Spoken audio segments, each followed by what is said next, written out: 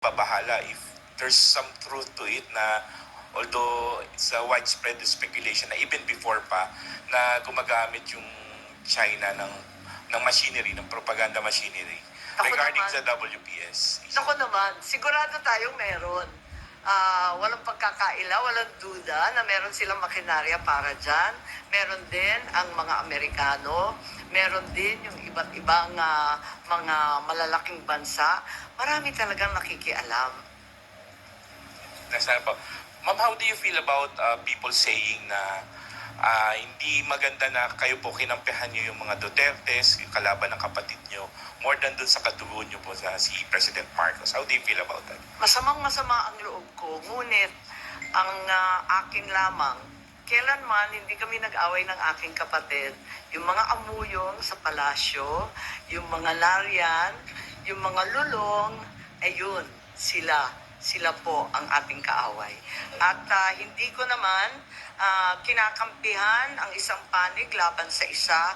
Ang pinapanigan ko lamang ay ang soberanya ng Pilipinas na isinusuko natin. Nakakahiya naman itong ginagawa natin na. Ma'am, sino daw yung lulong? Abangan po ninyo.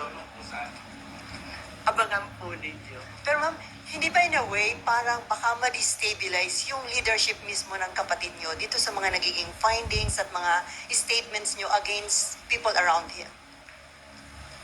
Hindi ko linalabanan ang sinuman, binabasa ko lang ang lumabas sa katibayan mula sa hearing.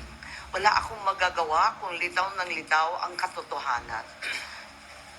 So, okay lang kung medyo makadestabilize ito sa leadership ni... Wala tayong pagnanais mag-destabilize sa Pilipinas. Marami na tayong problema.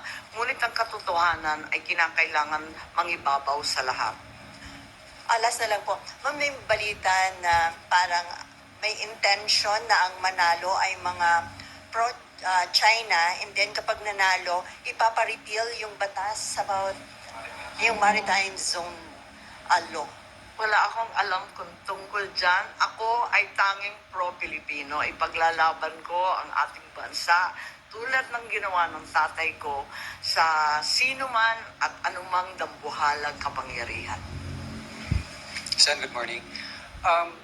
Do you think yung pagsasampa ng reklamo sa ombudsman could help deter kung ano man yung susunod na plano ng ICC para magdalawang isip yung mga nagpatupad nung una kay dating Pangulo? Sana po. Sana po. Inaasahan ko po. Kailan po kaya yung Tignan pagsasampa ng natin, reklamo? tignan natin kung anong magagawa. Ito lang yung mula sa amin, sa findings, ito ang lumilitaw. At saka si Justice Ascona, sabi niya, may labag talaga sa ating saligang batas, sa ating mga batas na pinaiiral, at kinakailangan managot yung naglabag.